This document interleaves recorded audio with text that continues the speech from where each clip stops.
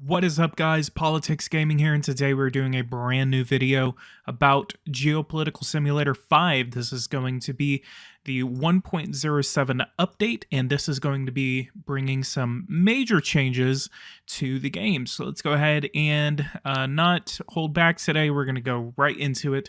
So first off, we have the corrections and balancing of initializations and changes in budget deficits. We have added productivity audits to estimate company performance in terms of productivity.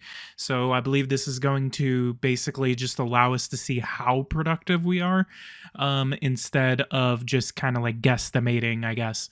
We have the addition of production capacity information in energy construction tables. So I think what this could be is that production capacity will now be taken into account whenever building new energy projects. So basically what you would have is what you're actually having in terms of electrical production, and then you have your capacity.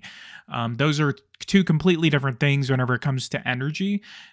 So it essentially will just say, like, here's your capacity of how much you're going to be able to produce, and then here's your actual. So I don't have any confirmation on this, so I'm just having to go off of what I know, off of what is being said in the changelog.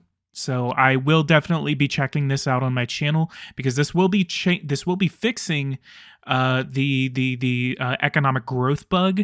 So I'm definitely going to be finally playing it with the best of my ability, because I am very, very excited to finally start releasing products and getting some countries to grow their economies. We have the correction on the cancellation of a bill in a reform. So maybe this is to cancel that specific bill out of the reform, so that way instead of canceling the bill, you instead of canceling the entire reform as it would do before, that it would just cancel just that specific bill inside of the reform. So if that's the case, I'm actually very excited for that, and I will definitely be taking that into account whenever I make reforms now. We have the reformatting of trade analysis to replace expert opinion on products with additional display of the impact of the interstate relations on trade and market data. So instead of an expert opinion, which is very vague about what was good, what was bad, we are now going to have a trade analysis screen. So about how this impacts relations between countries, how it's being traded maybe. So we're going to have to definitely look into that whenever I get my hands on it. We have the correction of feedback following the introduction of a profit sharing bonus for employees. So I believe this is going to be correcting the profit sharing whenever it comes to so I believe this is going to be correcting the amount that is being spent on profit sharing. We'll go ahead and check that out as well whenever we get in. Correction of item releases during a CEO player trial. So the word trial is a little confusing, but I think what this means is that the item release bug that basically I mentioned earlier, where you create a product and then you send it out into the market, and then it basically just says it's producing, and then it's not saying anything, it's not doing anything, it's just sitting there as like a product, and you're not getting any sales, you're not getting extra profits. So CEO gameplays were basically stagnant because you couldn't release products. So if that's the case, and I'm very, very excited for this, but I believe that is what it's trying to say. Trial. I don't know if they're trying to say game or something like that. Sometimes the translation kind of gets lost. But it says item releases during a CEO player trial. So I would hope that that is referring to the ability to release products correctly. In the province of Transnistria, which is recently added in this new edition, we have an independence group that is in the country. So all they need to be corrected now is that they need a Russian military base in Transnistria, and maybe make a system where they can quasi give someone independence. You know, they're still under the country, but it's like some weird like de facto independence or something like that, or de facto occupation. but I feel like that's too complicated because that's basically what Transnistria is de facto occupied by Russia right now. We have the corrections to the display of company disturbances, which is strikes, blocked roads, etc. So we basically have the correction of when these will pop up, what will trigger them, everything like that. Improved union sensitivity to wage changes in the company. So I guess instead of them, you increasing the wage by like 2% or something like that, and then they say no, that's not enough. Instead, maybe they'll actually be a little more accepting of smaller wage increases, because usually I would have to increase the wage by like 10% or something like that for them to even respond or even consider even stopping the strike. But I haven't even actually had to face a strike in recent gameplays, mainly because they did fix the triggering of strikes whenever you'd have like one person that shut down the entire company. Correction of the consequences of changes in the retirement replacement plan. So I believe this could be, I never tried the retirement replacement plan in the game, but I believe what this is referring to is that whenever you would decrease the percentage of people that would be replaced while they were being retired, basically this, whenever you would do that, the unions would immediately just start throwing fits, or maybe there would be some other consequences. I never tried that, so I'm not familiar with that bug. And I don't see anything in the support season that we have, so I'm not too familiar with that, but that's what I'm guessing that it is referring to. Corrected access to certain items on the tablet, so I'm, again, not familiar with that. I'm not familiar with what bug that is referring to. Corrections to the CEO player's lost article and to the game sequence. So maybe this is whenever it comes to the article in the newspaper. Again, I'm not too familiar with some of these. I'm not even familiar with, so I'm not going to just, sugarcoat it or guess too much. Some of these I am guessing because I am a little familiar with it, but some of these I just have no idea what it's meaning. We have tweets. Tweets. I'm just gonna call them tweets. Don't sue me. Tweets from members of own company are added to trending. So whenever instead of just seeing your tweets trending, you will see your company trending instead. And whenever you're not, active on the Twitter program on the game. Price readjustment in company contracts. So basically, this is changing how the price will be negotiated in the game. It's probably still going to be the same, but I think it's going to change some of the baseline prices, I believe, but we'll see that whenever I get my hands on the game. Correction to company contract negotiations. So I think what this is referring to is, like, I remember running into a bug like this and I reported it. Basically, what would happen is that you would negotiate with a country or with a vendor, and basically whenever you would send that over, they would say, hey, like instead of the company that you were negotiating with, the country would come back and say, I don't need this because I don't want to be self-sufficient or something like that. Like, it would be really weird and it just wouldn't make any sense. We have the magnification of fonts for various information texts. So I'm really hoping, for instance, like the immigration tab, it would say like statistics, and like it would be so small, and just in the windows that you would be opening, everything like that in the game, all of it would just be so inconsistent with how big it was. Just some of the screens are just so hard to read, even on the largest size interface. It was just so annoying to try to even read that. So I really, really hope that everything is fixed. If not, obviously I'll go in and have to go in and send that over to the support season. This should release tomorrow, as I've heard, but that is subject to change. Everything I say is subject to change. We have various interface corrections, too vague to even try to get into. Reassignment of contextual flatteries for athletes in appointments.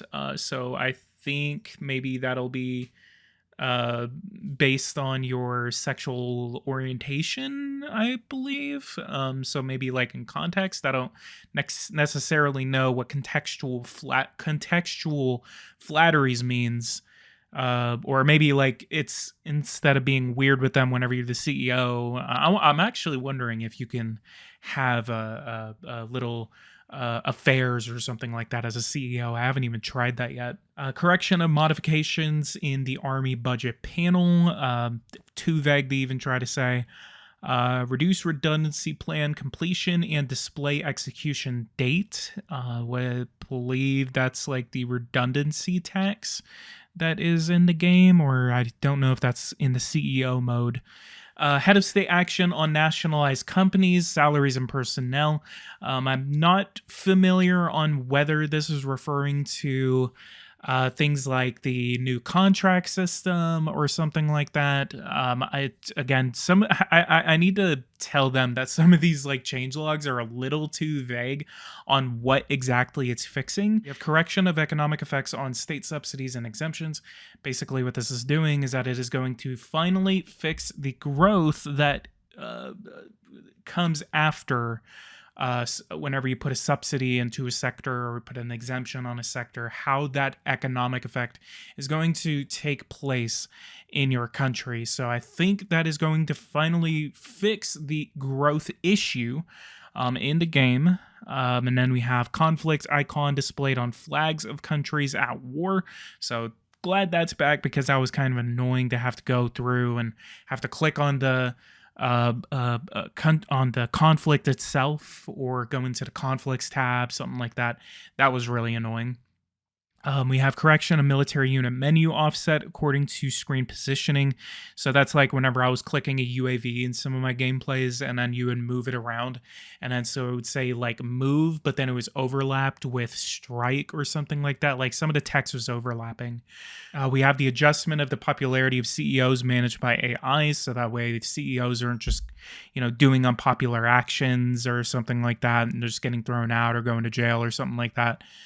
Correction to the shareholders' representatives start of game alert requests. So I don't necessarily know what this was referring to. I think it could be that the shareholder representative was basically coming up to you at the very, very start of the game and saying, the share price is terrible, you need to do it, otherwise we're going to vote to get rid of you or something like that. And so I've never saw that, but maybe I did and I just never did anything. I probably never even just came across that in my opinion. Corrections to the display and calculation of the workforce targeted in a redundancy plan with better recognition of the severance bonus and adjustments to the calculation of union appreciation. So basically what this is doing, and going back, there was actually, it says a reduced redundancy plan completion and display execution date. So the completion and display execution date is basically like whenever you would go in and it would say initiate a workforce reduction plan.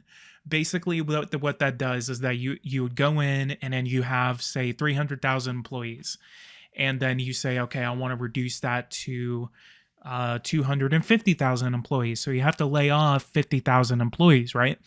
And then so what you go do is that then you have to select, are they going to be terminated immediately, or are they going to be given notice or something like that, or are they going to be given a severance package? And then you could change the severance package to say like 20, 30, 40, 50, maybe 100% of what they were making.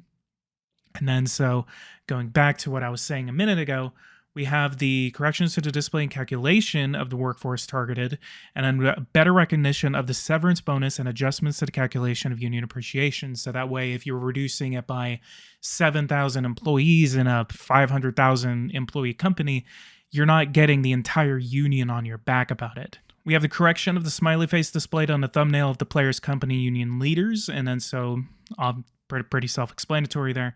Corrections to AI tweaks reactions after a law proposal by the player head of state, pretty self-explanatory. Repositioning of card icons around the minimap, and addition of an icon for global threats. So basically, you know how in the previous game that the icon for global threats was in the bottom right? right next to the map. So I believe that's going to be finally returning in this next update. Addition of a repositioning target on a geographic selection flag next to the minimap. Of a repositioning target. So little too vague right there. So I'll check it out whenever we see the new update. We have a modified algorithms for selecting the winner of a cultural festival. We have unrest display filtering on the right when displaying when playing as a CEO. So instead of having to click on the map or something like that, you'll see it pop up on your right, just like a contract would, or like a riot or something like that. Corrections to the impact of player tweets during an election campaign. So instead of, tweeting and then it doesn't do anything during an election campaign, tweets will actually have an impact on the votes that are being calculated in the election. Limitation to a single tweet by the opposing player in the opposition party, to criticize the AI head of state bill or a single specific theme. So basically, like if something happens and you want to make a tweet about it, then you can only do one tweet for that law or that bill or something like that. So basically just kind of like instead of, milking the cow, then you can only like get one little thing out of the cow. I wonder how that's going to turn out in reaction-wise. Correction to map display after pressing the F10 key twice, so resetting the map display by hitting F10 twice. Modification to the efficiency calculation for opening of training centers. So I believe that's going to change how effective people are. So maybe it was like too little effective, so then they're going to be a little more effective, or something like that. I never really have opened the training centers because they're so expensive, and I'm usually focusing on trying to get as much money as I can. And those things are like hilariously expensive. I don't know why. Additional skin color taken into account for racial minorities exceeding 10% of the population. Additional skin color taken into account for... that's a little too vague, but I think that's might be a little interesting. So I guess for racial minorities exceeding 10% of the population. So is skin demographics taken into account now in the game? I'm kind of curious about that, so I'll ask Pericles about that. Correction of quarry following a company's first contract. Modification of acceptance conditions for paramilitary contracts. Correction of CEO display when upgraded. Correction to company contract refusal reasons. So they're going to be a little more, descriptive why they're refusing your contract instead of, just saying no. Because it was way too vague about why they were refusing it, instead of me being able to see what they're refusing and then go, okay, let's go ahead and do something different. Boats can now cross the Panama and Suez Canal. I was actually kind of curious about that because I don't remember seeing them in the last one, but usually you would see, or in the last update, usually you do see ships passing through the canals.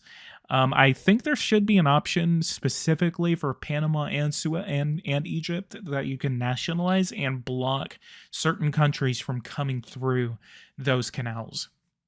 Corrected tiny text and opponent characters' popularity history. So finally, fix the scrolling bug in a global threats panel. Fix various interface problems in a panel of a law being voted on whether the country has two chambers. Fix several minimum maximum value issues when modifying civil servant salaries. Switching the country to a single party system now updates the composition of the parliament. Correction of the interface for the list of UN member countries. And then this is the last little batch right here. Very long video. This is a very, very meaty update that we're getting right now.